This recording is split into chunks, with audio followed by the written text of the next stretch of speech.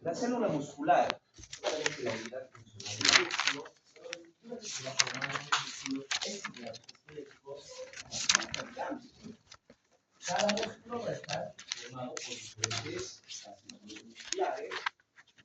Los fascículos musculares están formados por las fibras musculares. Cada fibra muscular es nada más que la combinación de las diferentes fibrillas musculares que son propiamente, a nivel de lo que estamos hablando de la fibra muscular, las células del músculo liso van a ir formando las fibras musculares y estas, en primer lugar, sus membranas se encuentran fusionadas. Ustedes ya saben de histología, cada célula muscular del músculo esquelético está fusionada entre sí, formando entonces largas cadenas de células, formando lo que viene a ser la fibra muscular, teniendo sus núcleos principalmente en la parte periférica, con una gran variedad de lo que vienen a ser sus organelas intracelulares. El resto de la fibra estará conformada principalmente por lo que son las fibras o miofibrillas proteínicas del músculo, que son propiamente fibras de actina y de miosina, que se encuentran intercaladas. Justamente es esa distribución intercalada de las fibras de actina y de miosina las que le van a dar al músculo una apariencia estriada, debido a la diferente coloración que tienen las fibras de actina y de miosina. Tanto las fibras de actina como de miosina, entonces, van a formar dentro de las miofibrillas lo que vienen a ser los sarcómeros.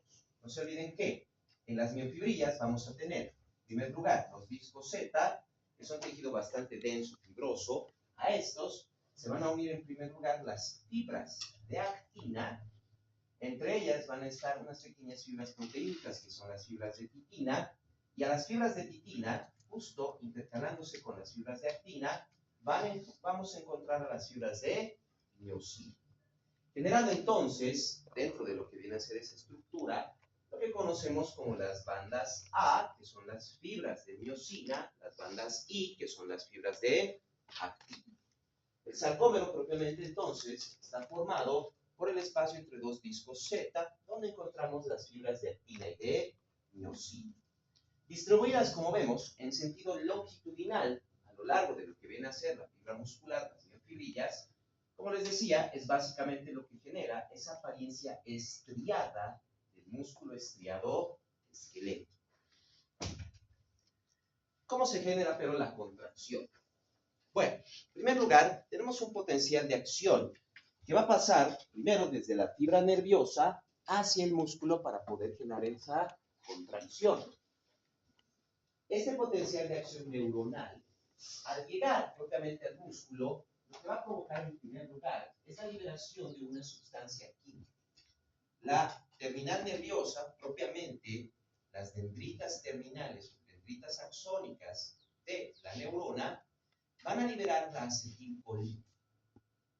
Quiere decir, la membrana de la neurona no está fusionada con la membrana del músculo. Por lo tanto, no puede pasar de forma directa el potencial de acción.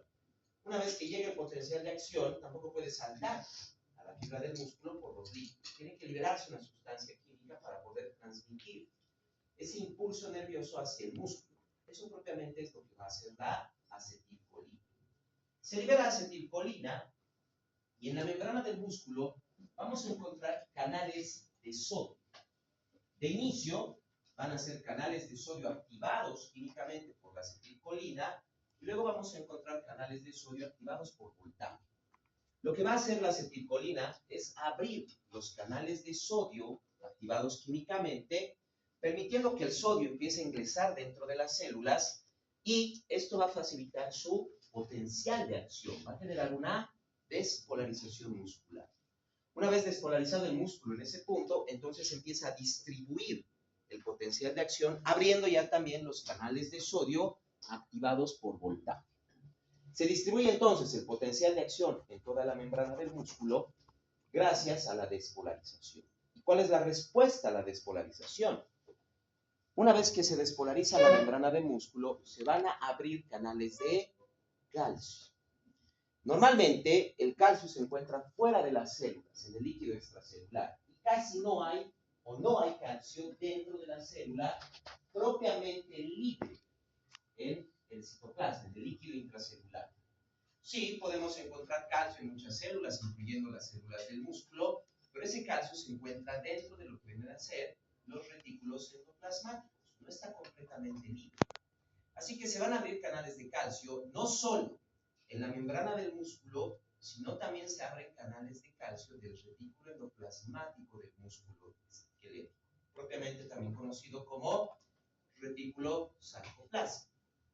La apertura de los canales de calcio va a permitir entonces que el calcio fluya ampliamente al citoplasma.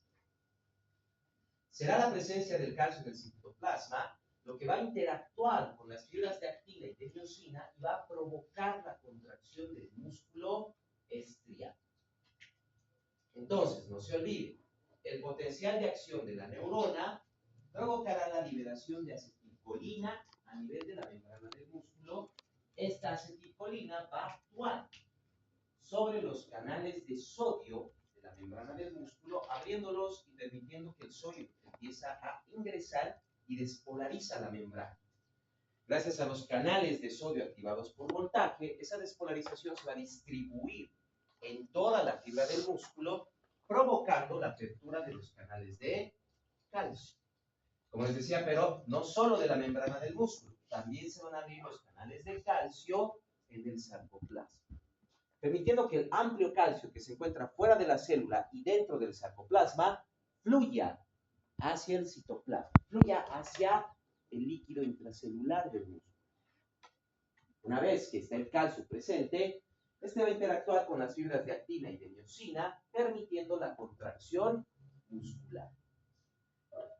Para que se genere la relajación, se repolariza la membrana, esto va a provocar el cierre de los canales de calcio, y las bombas de calcio se van a encargar de sacar al calcio del líquido intracelular, del sarcoplasma. Lo van a bombear principalmente dentro del retículo sarcoplásmico y una parte fuera de la célula. Como ya no vamos a tener calcio en el líquido intracelular en el sarcoplasma de la célula, ya no hay nada que interactúe con las fibras de actina y de miosina y entonces se produce la relajación del músculo. Entonces, al generarse la contracción, esa interacción de las fibras de actina y de miosina van a provocar que se acorten las distancias de los discos Z. Como se genera contracción, las fibras de actina y de miosina se deslizan entre sí, van a empezar a acercarse entre sí. Al acercarse, van a tomar y traccionar los discos Z, acortando la distancia entre los mismos y generando entonces lo que viene a ser la contracción del músculo estriado. Es propiamente la interacción de la actina y la miosina la que va a generar ese movimiento. El deslizamiento se va a generar gracias a la interacción entre estas dos proteínas. Este deslizamiento, en primer lugar, se genera gracias a que, primero, la fibra de miosina es una estructura proteínica que está compuesta, en primer lugar, por una estructura central bastante gruesa, de la cual van a salir pequeñas cadenas lateralmente, formando lo que vienen a ser la cola de la proteína de miosina y su cabeza. En la unión de la cola con la cabeza hay una bisagra y la cola con el cuerpo de la fibra de miosina vamos a tener otra bisagra. Supongamos que entonces que el brazo va a ser el cuerpo de la fibra de miosina, aquí está una bisagra, obviamente la articulación del codo, la cola, luego tenemos la otra bisagra que va a ser la articulación de la muñeca y la cabeza del puente cruzado. Como tiene bisagras, entonces tiene movimiento, lo que va a permitir entonces que estas fibras puedan interactuar. Los puentes cruzados, en primer lugar, si bien tienen estas dos bisagras, en la parte de la cabeza tiene un punto de unión. Ahí vamos a encontrar también a la enzima ATPasa. Una vez que se genera entonces la interacción entre las fibras de actina y de miosina, se activará la ATPasa, lo que le dará energía a la proteína para cambiar su estructura y poder generar el movimiento. Por otro lado, la fibra de actina está formada por tres proteínas. La actina misma, una proteína de troponina y la proteína de tropomiosina. La actina y la tropomiosina son fibras o proteínas longitudinales que se encuentran entrelazadas entre sí, están enredadas, viendo como lo que vemos aquí, una espiral. A las fibras de tropomiosina se unen tres pequeños glóbulos proteínicos que son el complejo troponina. Normalmente, la fibra de actina y la fibra de tropomiosina están enredadas de tal manera que en la fibra de actina hay pequeños puntos que son como imanes, son como puntos de unión, donde tiene que ir la cabeza del puente cruzado. Pero estas no están libres. Cuando no hay calcio, cuando está relajado el músculo, las fibras de tropomiosina tapan, cubren los puntos activos, los sitios de unión. Entonces, ¿qué es lo que va a generar la contracción? Una vez que fluye el calcio dentro del sarcoplasma, el calcio se va a unir aquí, al complejo de la troponina. Al unirse el calcio a estas proteínas, el calcio va a provocar que éstas cambien su configuración, cambien su estructura. Como están unidos, están pegadas a la tropomiosina, al moverse van a traccionar la tropomiosina y eso provoca que se deslice estas fibras, liberando los puntos activos de la fibra de actina. Una vez que están libres los puntos activos, ahí es donde empieza a interactuar la tepeasa de la cabeza de los puentes cruzados de miosina. La tepeasa va a verse entonces, como les decía, como un imán atraído al punto de unión. Una vez que se une, empieza a actuar la tepeasa. Como ya sabemos, le va a quitar un fosfato al ATP y ese fosfato lo va a utilizar como energía. ¿Qué va a provocar entonces? Se une, al quitar el fosfato, eso va a provocar que las bisagras se muevan. Va entonces a moverse la fibra de miosina, provocando el deslizamiento de las fibras. Acerca la fibra de miosina a la actina. El mismo fosfato y el movimiento va a provocar que se suelte, de la misma manera que habíamos visto con el transporte activo. Al moverse se va a soltar. Como se ha soltado, ya no hay ATPasa, ya no hay fosfato activo, no hay nada. Otra vez se va a unir al siguiente punto activo. De nuevo, va a generarse el deslizamiento, el golpe activo de movimiento y se suelta. Vuelve a unirse, vuelve a deslizarse. Poco a poco, las fibras de actina y de miosina se empiezan a deslizar entre sí, acortando el espacio de los discos Z, generando entonces la contracción muscular. Como les decía, va generándose un deslizamiento entre las fibras de actina y de miosina. Se genera propiamente lo que viene a ser un cierre en cremallera, o propiamente cierre de una mochila. No se olviden que los dientes están separados y cuando está cerrado, los dientes están deslizados entre sí. Es lo mismo que está pasando aquí. Las fibras de actina y de miosina se van a deslizar entre sí, acercando los discos Z, acortando su distancia y por lo tanto generando la contracción del músculo estriado. El calcio, no se olvide, va a mover, va a inhibir a la troponina, provocando que la tropomiosina se deslice y libere los puntos activos. Sé que es un poquito difícil poder imaginarlo todo eso y por eso mismo lo bueno es que tenemos bastantes videos en internet sobre estas contracciones. Vean bien cómo se va a generar entonces la contracción. Como les decía, el calcio se tiene que unir a la troponina. La troponina va a jalar a la tropomiosina y libera los puntos activos, provocando que la actina se una y se genere el golpe activo, acercando los discos Z y provocando la contracción muscular. Pueden ver, eso va a repetirse varias veces, no se preocupen.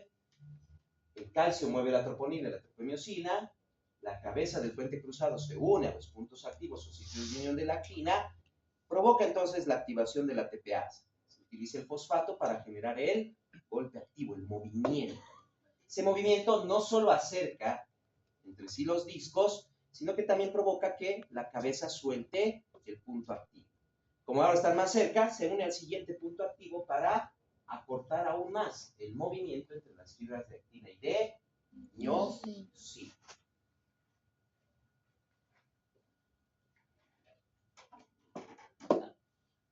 No sé por qué eso es una silicina. No, eso también lo conocen. Es una de las dineinas o cinesinas que están moviendo una vesícula secretora sobre el citoesqueleto en la célula. Es también miosina. Y vean cómo también se genera ese golpe activo. Va cambiando de posición, como si estuviera caminando. Y lo mismo pasa con la contracción del músculo esquelético. Igual, se une, se mueve y se suelta para unirse al siguiente punto de unión. Es así como se genera entonces la contracción del músculo esquelético. Ahora sí más fácil, ¿no? Verlo es más fácil para entender.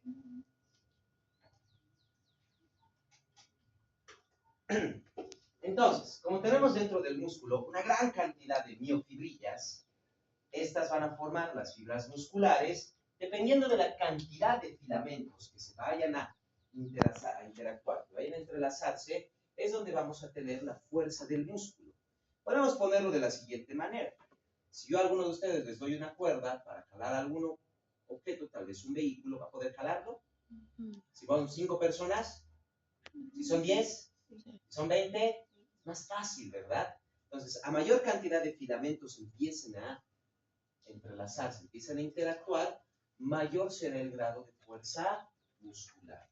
Sí, es muy probable que dentro de la misma fibra muscular, como tenemos tal cantidad de filamentos, no todos se contraigan. Eso va a generar una contracción más baja, pero también pueden llegar a contraerse todos los filamentos y el mismo principio se aplica a la cantidad de fibras musculares. Si contraemos una pequeña cantidad de fibras, es baja la fuerza. A mayor cantidad de fibras se contraigan, mayor será la fuerza. Como se está generando un acortamiento de los espacios entre los discos Z, eso acorta la longitud del músculo. Pero solo en longitud. No se olviden que las fibras de actina y de miosina solo están en sentido longitudinal. Lo que quiere decir que el músculo estriado solo puede contraerse en sentido longitudinal. No se va a contraer en ningún otro sentido. No puede contraerse en sentido oblicuo, en sentido transverso, porque sus fibras están dispuestas en sentido longitudinal. Entonces, a medida que el músculo se va acortando, va generando propiamente lo que viene a ser la fuerza que se puede aplicar sobre diferentes estructuras del cuerpo para generar el movimiento. El músculo además necesita no solo generar fuerza, tiene que generar energía y trabajo. El trabajo del músculo se lo calcula propiamente es carga por distancia. Eso significa el trabajo muscular. Para saber cuánto trabajo tiene que hacer un músculo, tenemos que multiplicar la carga que debe mover por la distancia que debe movilizar. El trabajo va a indicar el grado de fuerza y, más importante aún, el grado de energía y desgaste energético que necesita generar el músculo para generar ese trabajo, para generar ese movimiento. Si lo vemos, carga por distancia, quiere decir que si yo tengo una carga de 1 kilo y lo debo mover una distancia de 10 metros, mi trabajo es igual a 10, ¿verdad? Y si tengo una carga de 10 kilogramos y debo moverlo a una distancia de 10 metros, de 1 metro, el trabajo también va a ser igual a 10. Lo que quiere decir que no interesa realmente el peso o la distancia porque los vemos en conjunto. Entonces, si una persona, por ejemplo, tiene que hacer algún tipo de trabajo, puede hacerlo tomando toda la carga en menor distancia, gastaría la misma cantidad de energía moviendo menores cargas a mayor distancia. Por eso mismo, por ejemplo, cuando se hace ejercicio, tenemos 2 tipos de ejercicios. Ejercicios aeróbicos y ejercicios anaeróbicos. Todo eso también va a depender de la energía que utiliza el músculo. Para gastar energía tenemos que ver ese trabajo que debe generar. Es lo mismo, por ejemplo, vuelvo a repetir, mover una carga de 1 kilogramo 10 metros es el mismo trabajo, el mismo desgaste energético que se utilizaría para mover una carga de 10 kilogramos 1 metro. En otras palabras, aquellos que van al gimnasio, por ejemplo, sería lo mismo tomar una mancuerna de 5 kilogramos y hacer 20 repeticiones que tomar una mancuerna de 20 kilogramos y hacer 5 repeticiones. Es el mismo gasto energético. Pero energía no significa lo mismo que fuerza. Ojo con eso.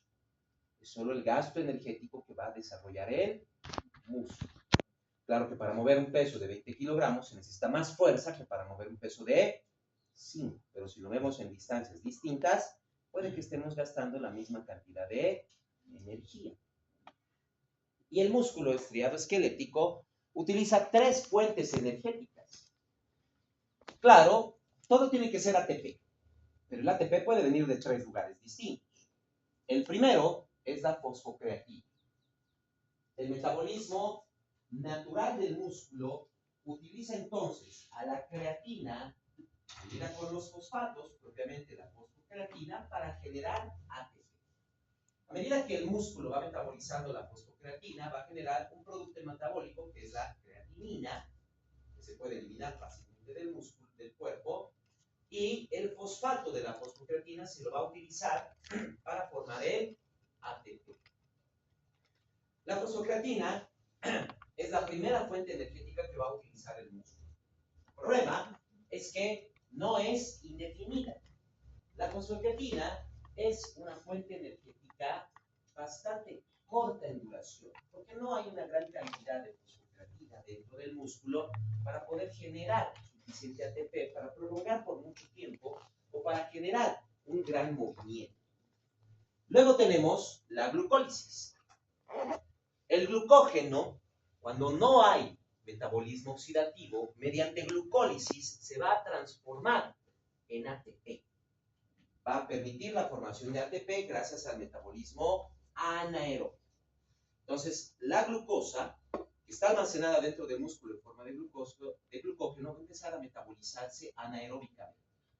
Va a formar en primer lugar ATP, pero la glucólisis genera 2 productos de desecho bastante importantes, el ácido pirúvico y el ácido láctico.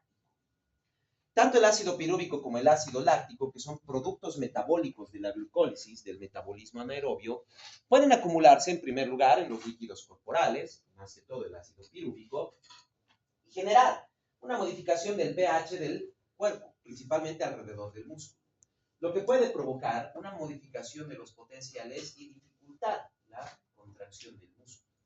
Pero más importante es la presencia del ácido láctico. El ácido láctico tiende a precipitar, tiende a formar cristales.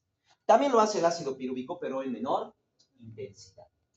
La presencia de estos cristales de ácido láctico o ácido pirúvico se empieza a acumular entre las mismas fibras musculares, tanto dentro como fuera de las células del músculo estriado. Y cuando se genera una contracción muscular o alguna compresión, estos cristales van a generar una compresión sobre las fibras mismas, sobre la membrana del músculo, generando una sensación de dolor.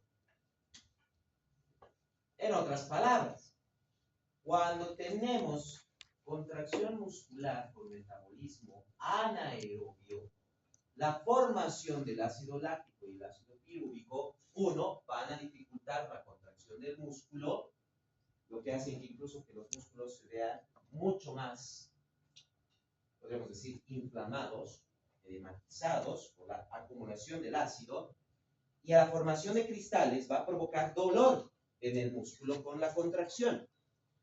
¿Cuántas veces les ha pasado que han hecho ejercicio y a las horas, o principalmente al día siguiente, les dolían los músculos? Lo que comúnmente, bueno, al menos aquí en Bolivia se conoce como... ¿Está contracturado? No, macurga. Claro. Hacen ejercicio y al día siguiente, ¿qué pasa? Sus músculos adoloridos. Contraen el músculo y está también adolorido. Claro, han hecho metabolismo anaerobio. Han acumulado ácido láctico y ácido pirúvico. La acumulación de estos ácidos va a hacer que el músculo aumente su volumen. Por eso es que se ven como contraídos. Van a aumentar el volumen porque se ha acumulado ácido. Y luego van a cristalizarse. Y como estamos hablando del músculo, cada contracción o cada compresión que hagamos, esos cristales van a presionar sobre las membranas y van a generar una sensación de dolor. Ahora ya saben de dónde viene la macurga. Es porque han entrado en metabolismo anaerobio. Si el músculo se contrayera constantemente, pasa del metabolismo anaerobio ya también al metabolismo aeróbico. propiamente a la oxidación. En otras palabras, a medida que el músculo va trabajando y trabajando constantemente, lo primero que desgasta es la fosfocreatina, luego va a entrar en glucólisis. Pero si se sigue trabajando con el músculo, si se sigue generando las contracciones, eventualmente empieza a utilizar oxidación, metabolismo aeróbico. Se empiezan a activar las mitocondrias, se empieza a generar la oxidación tanto de carbohidratos como de grasas, formando cantidades óptimas de ATP. No se olviden que por glucólisis, por cada mol de glucosa solo se pueden producir 2 moles de ATP. Pero dentro del ciclo de Krebs, en el metabolismo oxidativo, por cada mol de glucosa se pueden producir hasta 36 ATP. Es una fuente energética altamente eficiente. Entonces, todo músculo que trabaje constantemente va a entrar en metabolismo oxidativo, lo que permite y facilita entonces que aumente ampliamente la cantidad de ATP que genera para mantener y generar la contracción muscular sin generar ningún problema como lo que es la acumulación de ácido pirúvico y ácido láctico, el dolor, etc. Y al ser una fuente energética de metabolismo oxidativo mucho más constante, incluso podemos hablar de lo que viene a ser una contracción muscular más eficiente y de larga duración. ¿Cómo podemos provocar que los músculos lleguen a ese punto? Como les dije, entre más trabajo genere el músculo, no importa si es por carga o por distancia, con el tiempo va a pasarse directamente a la oxidación. Claro, de inicio va a usar fosfocreatina, pero luego ya no va a usar glucólisis, va a pasar a la oxidación. Pasa directamente al metabolismo oxidativo, donde el músculo puede mantenerse en trabajo durante largos periodos de tiempo sin entrar en metabolismo anaerobio y sin generar fatiga, cansancio ni tampoco dolor, porque no se ha acumulado el ácido láctico y el ácido pirúvico. En otras palabras, si alguna vez hacen ejercicio con algún músculo o trabajan un músculo que normalmente no lo trabajan, va a generarse eso: metabolismo anaerobio, ácido láctico, pirúvico y dolor. Pero si ese mismo músculo lo trabajan varias veces, bastante seguido con el tiempo, después de unas semanas, es muy probable que ya entre en metabolismo oxidativo. Y ya no les va a generar la molestia, ya no les va a generar el dolor, porque ya no va a generar la glucólisis, ya no va a entrar en metabolismo anaerobio. Sí, hay algunas personas que pueden saltar directamente la glucólisis por deficiencia genética enzimática. No logran tener glucólisis y entran directamente en metabolismo oxidativo, lo que les genera una alta eficiencia energética y rendimiento de contracción muscular. Sí, hay personas así. Un ejemplo de eso es Michael Phelps, el nadador. Tiene una deficiencia genética de glucólisis. No puede hacer glucólisis. Es por eso que nada tan bien, porque nunca se cansa.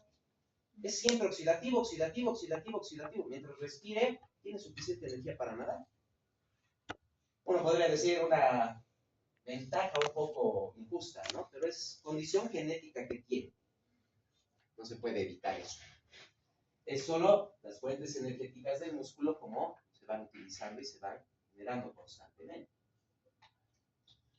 Pero a medida que se va generando la contracción muscular, no se olviden que dentro del músculo estriado, como les había dicho, tenemos una gran cantidad de filamentos y de fibras musculares.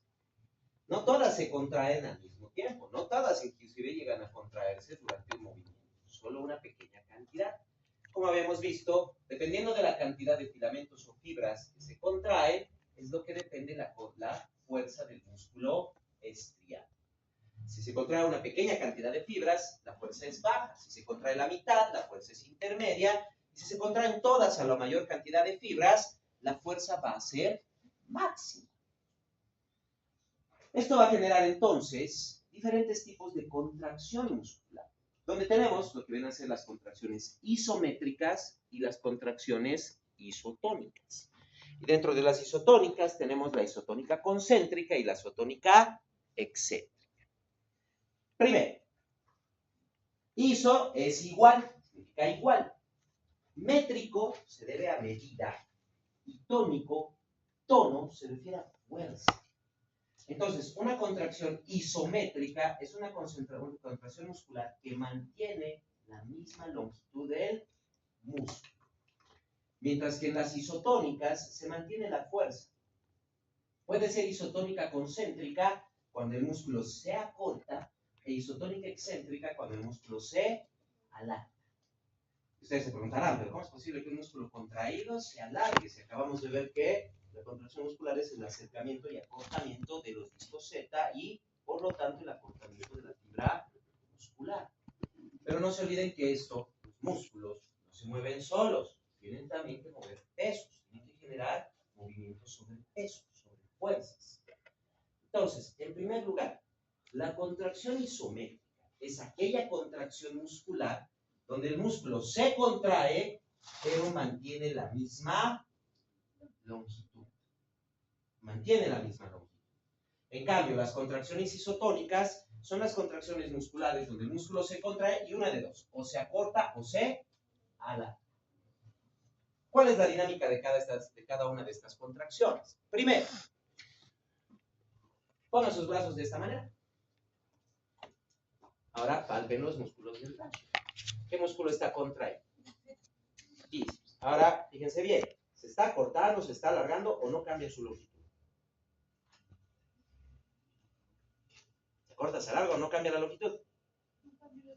No cambia, ¿verdad? ¿Qué está haciendo entonces esa contracción? ¿Qué está haciendo? No, ya los movimientos se generan por sistemas de parálisis, sí, pero ¿qué está haciendo? No está levantando, porque no hay movimiento. Está contrayendo, pero ¿qué está haciendo? Está manteniendo una posición. Las contracciones isométricas, como no cambia la longitud del músculo, lo que hacen es mantener una posición fija. La cantidad de fibras va a depender del peso. Sí, ahorita mi brazo no tiene mucho peso, pero si le pongo un peso, igual, aumenta la cantidad de fibras musculares, pero sigue sin modificar la longitud del músculo. Quito el peso y lo mismo. Ha disminuido la cantidad de fibras para mantener esa fuerza, nada más. Entonces, las contracciones isométricas están determinadas para poder mantener una posición fija. Si en este momento palpan los músculos posteriores en su cuello, van a estar contraídos. ¿Pero por qué? Porque están manteniendo el cuello erguido. Lo mismo en la espalda. Cuando estamos de pie, tampoco nos estamos moviendo, pero las extremidades palpamos y hay músculos contraídos. ¿Qué están haciendo? Están manteniéndome erguido. Están manteniendo una posición. Esta es la función que van a tener las contracciones isométricas. Por otro lado, las contracciones isotónicas, como hay acortamiento o alargamiento del músculo, entonces ahí vamos a tener movimiento. En la isotónica concéntrica, el movimiento lo genera el propio músculo. Como estamos hablando de una mayor cantidad de fibras musculares, entonces cualquier peso, cualquier masa, etcétera, el músculo va a mover, va a cortarse y va a generar el movimiento del músculo. Por otro lado, la contracción isotónica excéntrica es una contracción muscular donde el movimiento no lo genera el músculo. Más bien el músculo lo que hace es amortiguar un movimiento causado por una fuerza externa. Si yo tomo la botella, la levanto, es contracción isotónica concéntrica, porque estoy yendo al movimiento con pura fuerza muscular. Pero para descender, estoy permitiendo que la gravedad gane. Pero si yo relajara completamente el músculo, la gravedad va a caer, va a golpear. Pero no necesito que golpee. Entonces, mis fibras musculares van a utilizar menor cantidad de fibras de músculo, permitiendo que la fuerza que genere sea menor que la gravedad en este caso. Entonces, aunque hay contracción, como la fuerza externa gana, igual se alargan las fibras musculares, pero no se van a alargar de golpe, van a alargarse suavemente. Suavemente. Entonces está amortiguado. La contracción isotónica y concéntrica genera movimiento por propia fuerza muscular, dependiendo de la cantidad de fibras para mover diferentes masas o pesos. Mientras que la contracción isotónica excéntrica amortigua un movimiento generado por una fuerza externa. que puede ser la gravedad, puede ser la inercia, incluso puede ser una persona que esté moviendo una extremidad y nosotros no vamos a permitir el movimiento de golpe, vamos a permitirlo suavemente, amortiguando el movimiento. Por eso les decía, la fuerza muscular depende mucho de lo que viene a ser la cantidad de fibras que se vayan a contraer. A mayor cantidad de fibras, mayor fuerza. Y dependiendo las fuerzas externas y los pesos, eso nos va a generar las contracciones isométricas, isotónicas concéntricas e isotónicas excéntricas. Las fibras musculares, además, se dividen en dos tipos.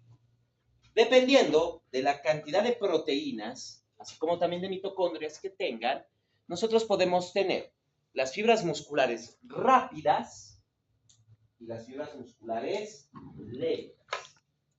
Las fibras musculares rápidas, también conocidas como músculo blanco, son fibras que dentro de su estructura tienen una gran cantidad de mitocondrias, pero muy poca cantidad de mioglobina.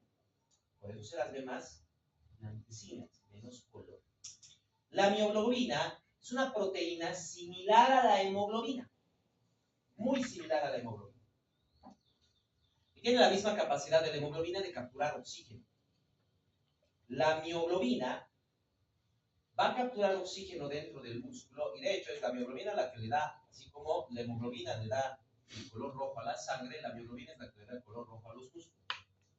Por eso el músculo rojo, que va a ser las fibras de contracción lenta, y el músculo blanco, que son las fibras de contracción rápida, no tienen esta mioglobina. El músculo blanco o el músculo rápido, lo que genera principalmente es un golpe energético violento. Es una contracción rápida. Pero al no tener suficiente mioglobina, por lo tanto, tampoco tiene mucho metabolismo, es una contracción violenta, pero que no tiene mucha duración. En cambio, las fibras de músculo lento, rojo, estas tienen una gran cantidad de mioglobina, y no solo mioglobina, tienen una gran cantidad de mitocondrias de almacenamiento de glucógeno. Lo que quiere decir que pueden permanecer contraídas por largos periodos de tiempo. ¿Tienen una contracción más lenta? Sí, pero pueden permanecer en contracción por largos periodos de tiempo por la alta cantidad de mioglobina, glucógeno y mitocondrias que tienen. Entran principalmente en metabolismo oxidativo y pueden mantener contracciones por largos periodos de tiempo. Las fibras de contracción rápida son de potencia y fuerza. Son las fibras que, por ejemplo, utilizaríamos para saltar.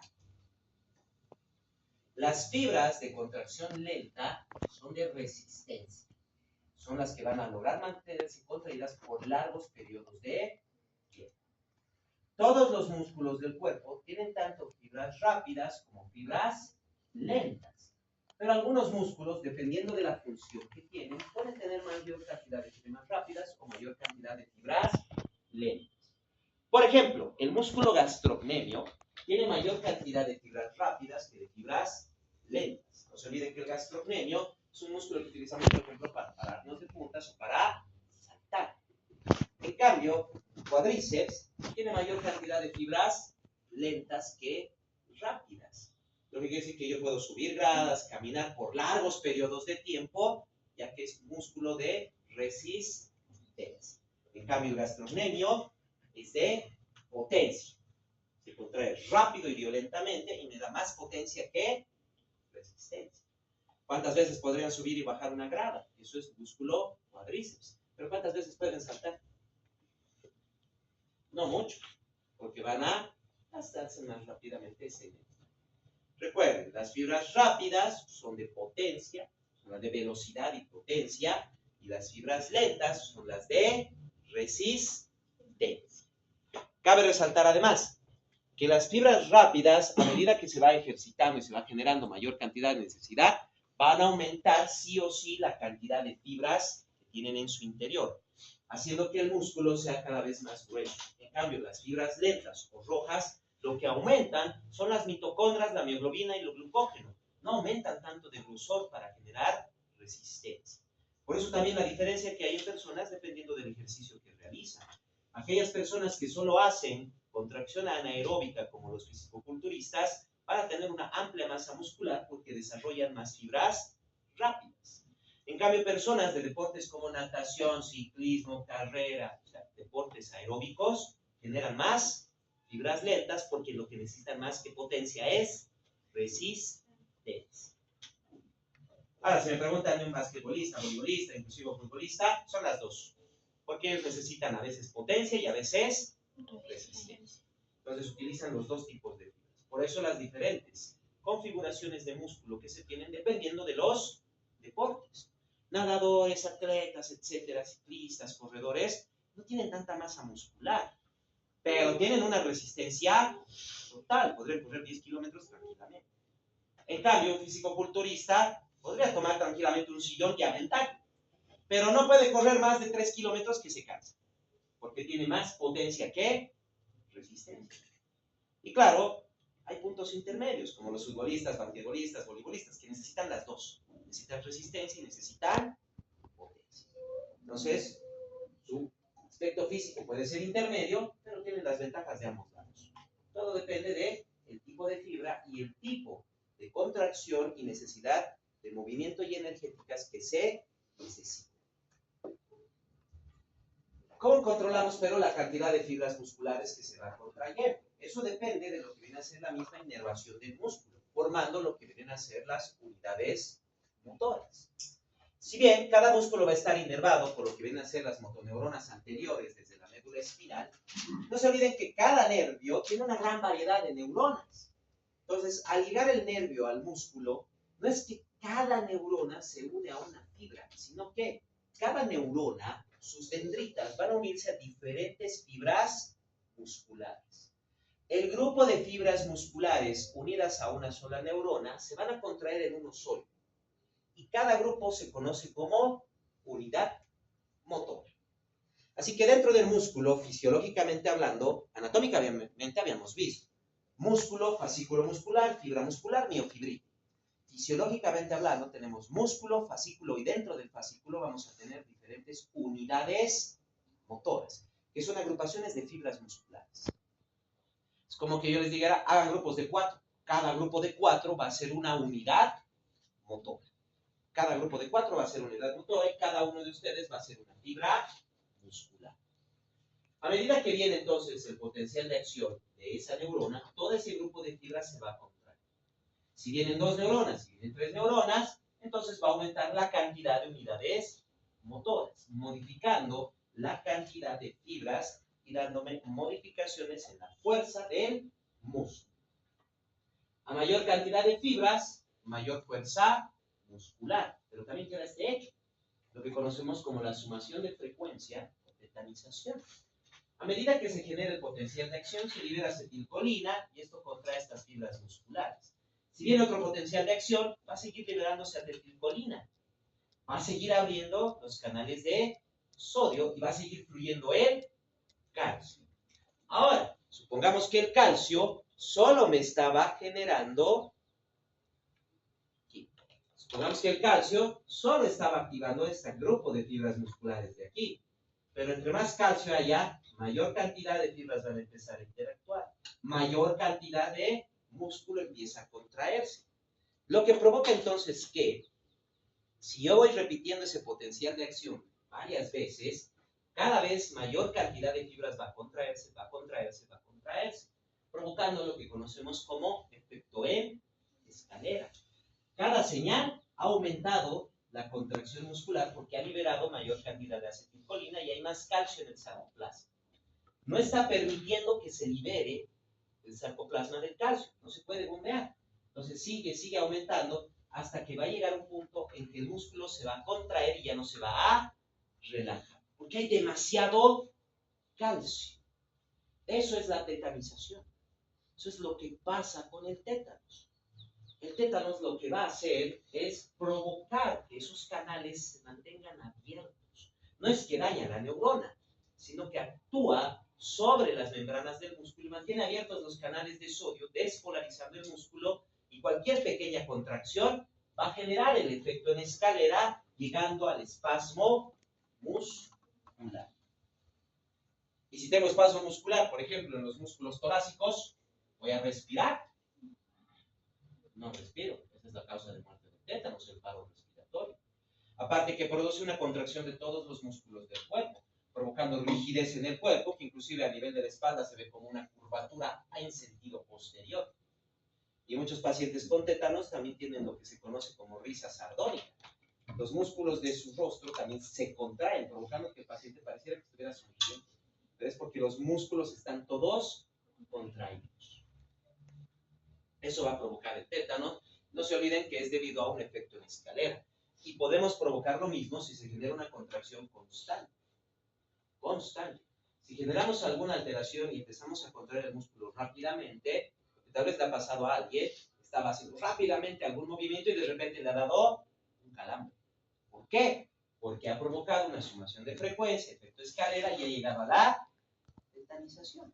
Se ha provocado un calambre por esa contracción rápida que estaba haciendo. Además, las neuronas van a recibir señales desde el sistema nervioso central de forma constante, provocando lo que conocemos como el tono del músculo esquelético. Quiere decir que las fibras musculares no están completamente relajadas todas las fibras.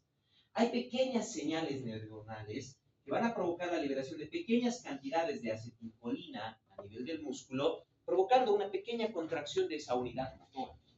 Esto tiene dos propósitos. El primero, tiene que mantenerse activo el músculo. De lo contrario, estas fibras empiezan a ser reemplazadas por tejido fibroso.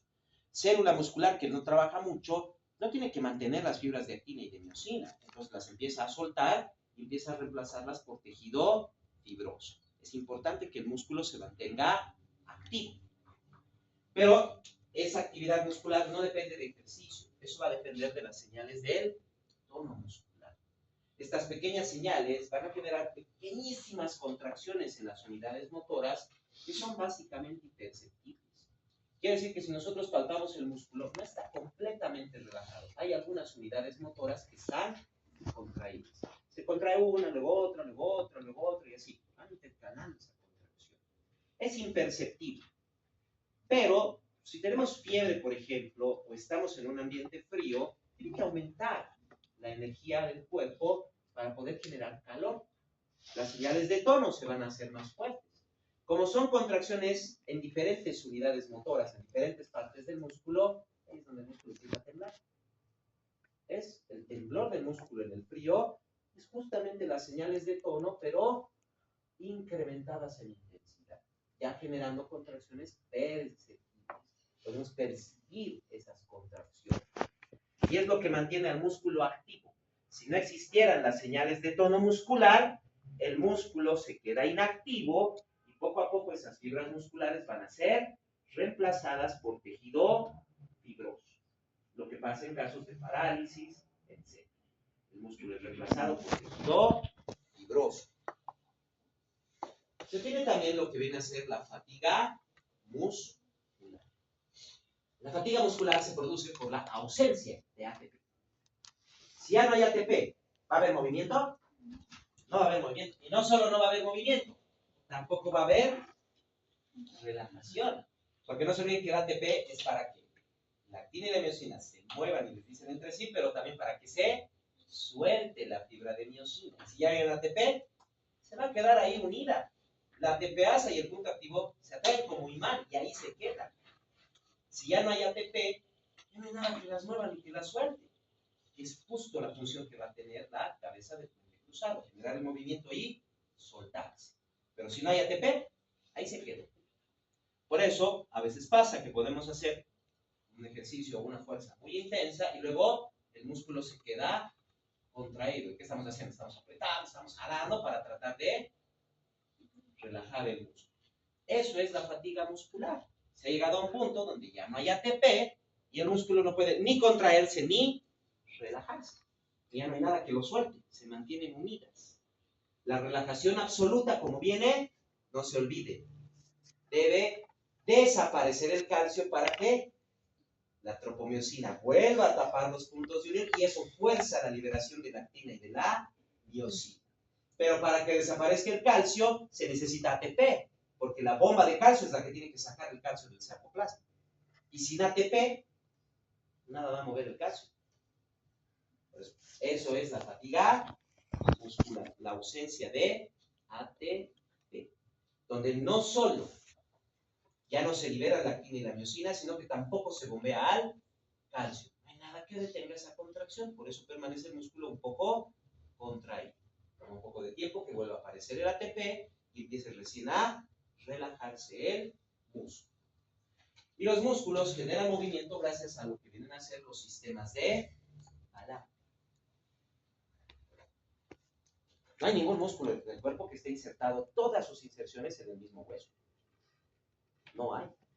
Mínimamente están insertados en 2 huesos. La mayoría, otros en un hueso y en, ya sea piel, tendones, etcétera y demás. Y entre medio de sus 2 puntos de inserción hay mínimamente una articulación, lo que va a generar entonces los sistemas de palanca.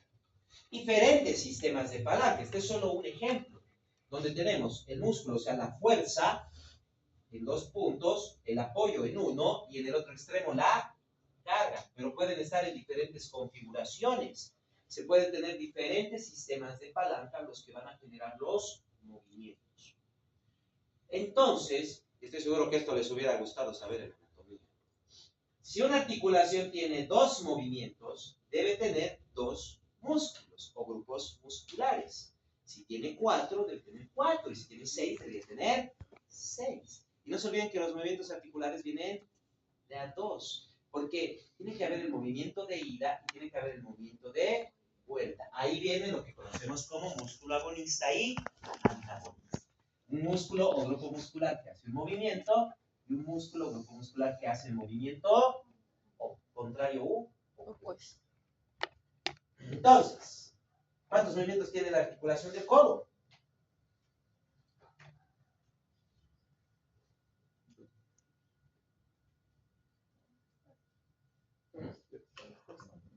No, la articulación del codo, ¿cuántos movimientos tiene? La articulación del codo solo tiene 2. Solo hace flexión y extensión, no hace nada más. No hace rotación interna, rotación externa, lo que es la pronación, supinación, y tampoco hace abducción y aducción. La articulación del codo solo hace flexión y extensión, o hace abducción y abducción. No puedo mover en ese sentido, tampoco puedo botar el codo. Si piensan que este movimiento es del codo, ese movimiento es de la muñeca, no del codo. Aquí el codo está inmóvil. Entonces solo tiene flexión y extensión. Quiere decir que solo tiene grupo músculos o músculo flexor y músculo o grupos musculares extensores. ¿Cuál es el principal flexor? ¿Cuál es el principal extensor? Tríceps. Agonista y antagonista. La muñeca, por ejemplo, ¿cuántos movimientos tiene? No pueden ser sí. Los movimientos articulares siempre son en pares, no se olviden. Tiene los 6. Tiene flexión, extensión, abducción, aducción, tiene rotación interna y rotación externa. También conocidos como pronación y supinación. Por eso, ¿por qué les digo que esto hubiera sido bonito saber en anatomía? Porque quiere decir que debe tener flexor palmar, extensor palmar, aductor, abductor, así como debe tener también pronador y supinador. Y claro, como tiene que flexionar por un lado lo que viene a ser el carpo y por otro lado el metacarpo. Entonces va a tener un flexor corto y un flexor largo. Ha sido más fácil para anatomía, ¿no? Entonces dentro del antebrazo yo voy a tener flexor, extensor, cortos, largos, abductor, pronador y supinador. O también rotador interno y rotador externo. Ahora, de los dedos no están esos músculos en la mano, van a estar en el antebrazo. Como la parte anterior del antebrazo está con la palma, ahí van a estar mis flexores y aquí van a estar mis extensores. Y como tengo que flexionar no solo falange proximal, sino también distal, tengo flexores cortos y flexores largos. Entonces ya hubiera sido fácil en el examen poner flexor largo, flexor corto del dedo índice, del dedo medio, del dedo, ¿verdad? Los únicos músculos que están aquí van a ser los abductores y aductores en la mano y los opositores y extensores del dedo pulgar y el dedo meñique. Ya tenemos la mayoría, por lo menos el 80% de los músculos del antebrazo y de la mano. Ya hay solo unistos más y ya voy a hacer esto. Movimientos articulares, les hubiera ayudado bastante con todo eso. Hombro, lo mismo. Tenemos el deltoides que tiene 3 dientes, diente anterior, diente medio y diente posterior. Solo hubiera tenido que agarrar, tomar su hombro y ver. Esto es la abducción, vientre medio, aducción, son los músculos pectorales, extensión, vientre anterior y flexión, vientre posterior del hombro. Hubiera sido más fácil si lo hubieran visto así. Y de hecho, así te he explicado por si acaso. ¿Sí? Solo que no lo vieron de esa forma. Solo lo memorizaron y nada más. Son los sistemas de palanca los que van a generar todo eso. Todos los movimientos son gracias a los sistemas de palanca. Pero no se olviden, tiene que haber movimiento de ida y movimiento de vuelta. Si la palanca tiene 2 movimientos, no siempre son de a pares, no se olviden, flexión y extensión, abducción y aducción, rotación interna, rotación externa, también pronación y subflexión. Entonces, siempre de a 2. Si una articulación tiene 4, va a tener 4 grupos o músculos. Si tiene una articulación 6, va a tener 6 grupos o 6 músculos que van a hacer esos movimientos. Los músculos pueden remodelarse. Tenemos, por ejemplo, lo que viene a ser la hipertrofia muscular. La hipertrofia se genera directamente por lo que viene a ser el aumento de la cantidad de miofibrillas, lo que hace que las fibras musculares aumenten su grosor. Hipertrofia significa aumento de masa. Hiperplasia, aumento de células.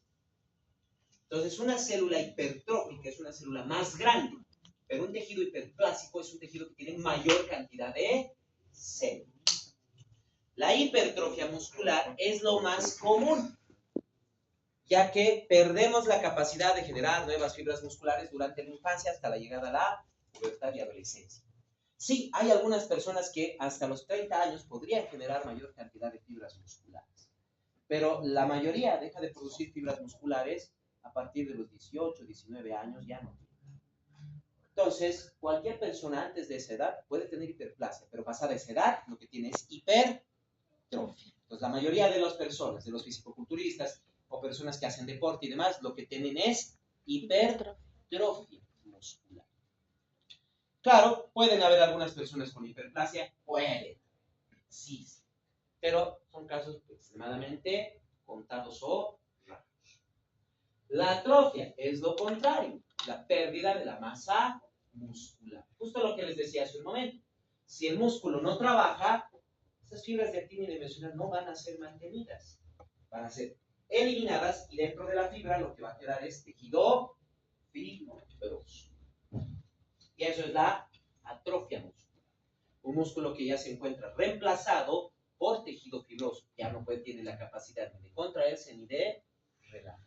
Ese músculo pierde por completo la capacidad de movimiento.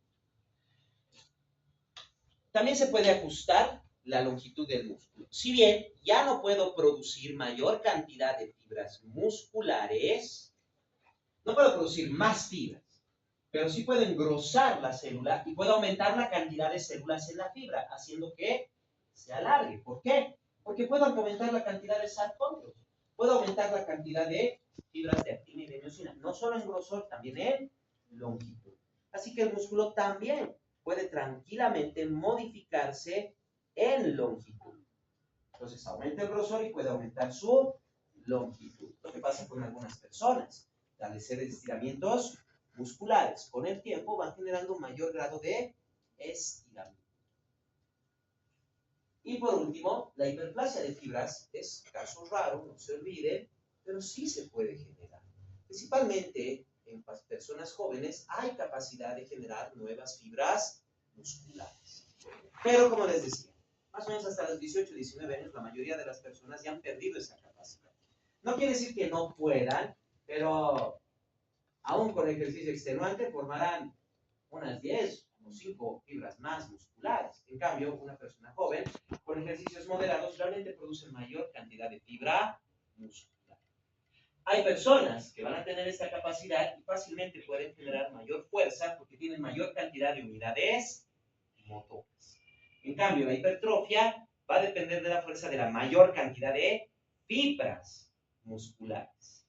No se olviden que la sumación de unidades o fibras es lo que va a generar la fuerza. Si yo le quito, entonces, la neurona al músculo, ¿qué va a pasar con esas unidades motoras que estaba inervada por esta fibra? Bueno, otra neurona se va a encargar de enviar dendritas y capturar también esa unidad motora, provocando entonces lo que vienen a ser las macrounidades motoras. O sea, en vez de que una neurona actúe sobre un pequeño grupo de fibras musculares, que es la unidad motora, va a haber una neurona actuando sobre varias fibras musculares. Lo que me va a provocar entonces una dificultad en la regulación de la contracción muscular. Como les decía hace un momento, les digo hagan grupos de 4, cada grupo es una unidad motora. Pero si tengo un grupo de 8, por otro lado tengo un grupo de 12, ya no tengo, digamos, 10 grupos y que cada uno tenga una función. Ahora voy a tener 7 o 6 grupos y no voy a controlar bien esas funciones. O sea, mis contracciones musculares van a ser muy fuertes o muy débiles, porque ya no hay una regulación, no hay una graduación. Eso es lo que pasa en la poliomielitis. En la enfermedad de polio, la infección, la toxina, va a provocar la denervación, la destrucción de las dendritas de la neurona, provocando que aquellas que no se vean afectadas van a generar macrounidades, provocando entonces que la persona tenga o contracciones muy intensas o contracciones muy débiles. Por eso a los pacientes con polio se los tenía con arneses, porque su músculo o era muy fuerte o era muy débil, no controlaba bien las contracciones. Eso es la poliomielitis, porque se van generando macrounidades motoras. Y esto ya no debería ser un problema, pero gracias al movimiento antivacuna ha vuelto a ser un problema de salud mundial. Eso ha provocado muchas personas a no vacunarse. Se provocan macrounidades y entran en alteración de contracción muscular y por siempre van a tener que andar con arneses, fierros y demás, porque no pueden controlar ni regular bien sus contracciones musculares. ¿Qué pasa cuando morimos? La muerte provoca una pérdida total de la homeostasia. Es básicamente, morimos, ya no hay homeostasia. Lo que va a provocar entonces la apertura de todos los canales iónicos en las membranas celulares. Si hablamos del músculo, esto no solo despolariza el músculo, esto va a provocar incluso que el calcio invada el sarcoplasma. Lo que provoca entonces contracción muscular. Pero ojo, esta contracción muscular es en todos los músculos. Entonces no voy a tener un cuerpo que se flexione o se extienda, voy a tener un cuerpo que va a ponerse rígido, porque tanto músculo antagonista como agonista va a contraerse. Podría mover ese cuerpo como una tabla, porque se pone todo duro. Eso es la rigidez cadavérica. Y recuerden, sin homeostasia ya no voy a tener ATP, no va a haber bomba de calcio y no va a haber nada que relaje ese músculo. Se va a quedar contraído. Se va a quedar contraído.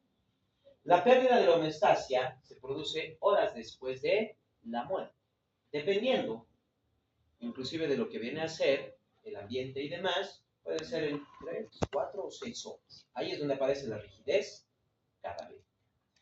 Pero luego viene la lividez cadavérica, ¿verdad? Luego, otra vez está todo relajado. Eso depende del tiempo. Pero más que nada, depende de la temperatura ambiente. Si la temperatura ambiente es cálida, más rápidamente se va a descomponer la proteína. En cambio, si la temperatura es fría, va a tomar tiempo en que se descomponga la proteína. ¿Qué pasa? Simple. Queda el músculo contraído. Queda contraído. Pero después de algunas horas, las proteínas empiezan a descomponerse, empiezan a destruirse, a desnaturalizarse. Y no se olviden que la actina y la miosina son proteínas. Son proteínas. Entonces, lo que va a pasar es simple. Van a empezar a romperse las proteínas de actina y miosina. Eso es lo que hace que el músculo otra vez esté flácido. Pero si nosotros tomamos una muestra y buscamos las cabezas de los puentes cruzados, siguen unidos a la fibra de actina. Solo que la cabeza y el punto de unión ya no están unidas al resto de la miosina y al resto de la actina. Ya no están. Está ya destruida la proteína. Eso es la lividez cadavérica. Toma aproximadamente 8 a 24 horas dependiendo la temperatura. Eso nos ayuda a ver la hora de muerte del paciente. Si está en rigidez, no tiene más de 6 horas de muerte. Pero si ya está lívido y demás, dependiendo de la temperatura, puede que esté muerto unos 2-3 días. Tal vez 4, si es que hemos estado con un clima muy frío. No es lo único, eso es solo una parte. En medicina legal van a ver la parte de tanatología, que es la parte de las etapas del cuerpo muerto, y van a saber más o menos el tiempo de muerte que tiene cada momento, dependiendo de los signos que presenta. Pero la rigidez cadavérica, primero contracción, espasmo total, por eso todo es rígido, pero después se relaja, no porque haya relajado el músculo, sino porque las proteínas ya se han destruido, ya no hay nada de estructura ahí. Y por último tenemos lo que viene a ser la distrofia muscular. Nuevamente, el músculo estriado, sus fibras, no se olviden que son siempre en sentido longitudinal. Y las fibras musculares, cada fibra está separada de la otra fibra. No hay comunicación ni unión entre ellas. Esto se debe gracias a que dentro del código genético tenemos las distrofinas, grupos de genes que se encargan de coordinar este desarrollo de las fibras musculares y las miofibrillas, siempre en sentido longitudinal y sin fusiones. Pero cuando se alteran las distrofinas, ahí viene la distrofia muscular, donde vamos a tener fibras musculares erráticas. El músculo estriado solo se contrae en sentido longitudinal, pero si me parece una fibra oblicua o transversa, ese músculo se va a contraer de otra manera. Me va a generar entonces alteración en la contracción. Puedo tener entonces fibras transversas que me van a cortar el músculo, fibras longitudinales que provocan un movimiento anómalo del músculo. Eso me va a generar pérdida de fuerza, pérdida de energía, y en muchos casos eso provoca también la alteración total de la contracción. Porque si tengo fibras diagonales, cruzadas y demás, las longitudinales no se van a poder contraer adecuadamente. La distrofia muscular eventualmente me produce va a producir debilidad muscular, lo que provoca que muchos pacientes con distrofia muscular mueren jóvenes. Algunos entre la adolescencia y la pubertad, otros llegan máximo a los 25, 30 años, porque la distrofia va a provocar pérdida de fuerza de la contracción, provocando paros respiratorios. A veces no hay ningún problema en la infancia y empieza a aparecer problemas de debilidad en la adolescencia. Y de ese punto en adelante son 10 a 15 años más hasta que el paciente pierde por completo la capacidad de respirar, que se va debilitando poco a poco el músculo porque sus fibras, en vez de ser solo longitudinales, empiezan a estar en toda dirección y forma, interrumpiendo por completo las palancas y la fuerza muscular. Eso es propiamente la distrofia muscular, una pérdida de esa relación histológica anatómica del músculo, donde las fibras siempre tienen que estar solo en sentido longitudinal. ¿Alguna duda? ¿Una pregunta?